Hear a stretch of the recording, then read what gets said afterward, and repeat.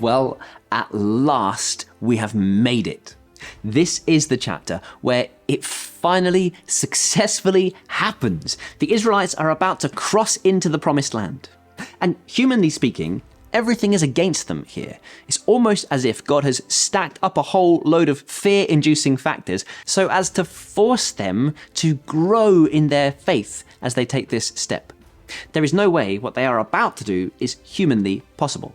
Cross this great river with all these people and all these possessions and do it right here, right opposite Jericho, a fortified military city? Well, if they are going to do this, it will require great faith. As the instructions are given out, we read that the priests are to take the Ark of the Covenant and pass on ahead of the people. There will be a distance of about 2,000 cubits between the people and the Ark. Even now, as the people revel in the goodness of God and the power of God on their behalf, even now, there must be not just reveling, but reverence, an appropriate distance, a recognition at least of the holiness of God and the unholiness of mankind. Keep a distance between you and the ark. Don't get carried away here. Now, we know what is going to happen when the priests reach the water carrying the Ark of the Covenant. We know the waters are going to part as they did for Moses and the people leaving Egypt all those years ago. Just notice though, as these instructions are given out, that detail is not made clear ahead of time.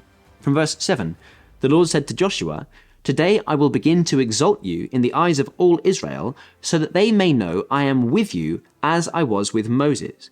So God is going to deliberately draw these lines of connection and continuation between the ministry of Moses and now the ministry of Joshua, which is an enormous blessing for Joshua, of course, because no doubt lots of people are worried about the prospect of crossing the Jordan River and worrying about the absence of Moses at this massively important time.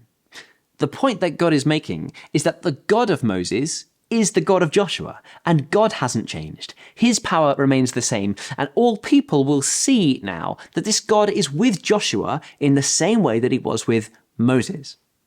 The second fascinating thing about these instructions, verse 8, tell the priests who carry the Ark of the Covenant, when you reach the edge of the Jordan's rivers, go and stand in the river.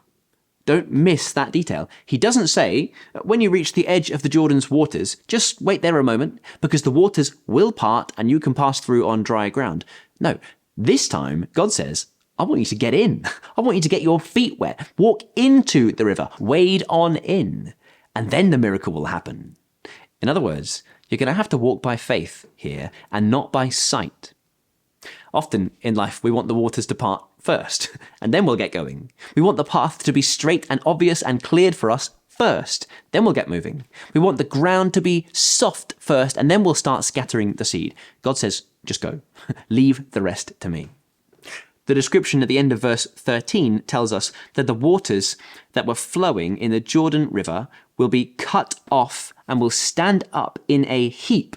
This is exactly the same as what happened when Moses parted the Red Sea. They walked through the Red Sea between these two walls of water on either side.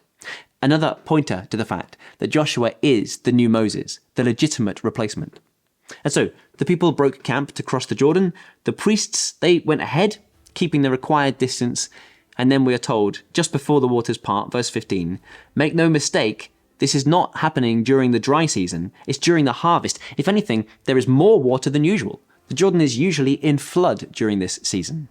And yet, as soon as the priests who carried the ark reached the Jordan and their feet touched the water's edge, the waters from upstream stopped flowing. It piled up in a heap a great distance away. The people get to see here with their own eyes something that their forefathers had only told them about. And they follow the priests into the promised land. Again, notice end of verse 16. The place where they are crossing the water is right opposite Jericho. It's a dangerous place then. And yet, it's not the soldiers who go across first. It's not even Joshua who goes across first. Why? Because this is not ultimately about Joshua's leadership or Israel's military might. This is a spiritual exercise. And so the priests lead the way here. When the priests get to the middle of the Jordan, they stop there, and at that point they let all Israel, the entire nation, still a couple of million people, pass by on dry ground. This is not a quick operation, as you can imagine. This will take a long time and will feel like a great risk. Yet the people are called to trust that the waters will not collapse. The men of Jericho will not march out against them while they are in this vulnerable position. They are called to trust all the way through, from beginning to end, that God is completely in control.